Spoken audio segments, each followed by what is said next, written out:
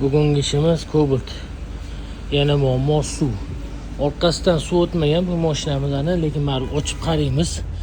Sababi mana bunaqa teshikli qolib ketgan bo'lishi mumkin. Mana marmor kirib ketadigan teshik bor. Mashina chang bo'lib yotibdi. Yotog'larimiz qop-qora. Okalar ko'rsatishyapti-yu, mana bunaqa rezinkalarni, mana.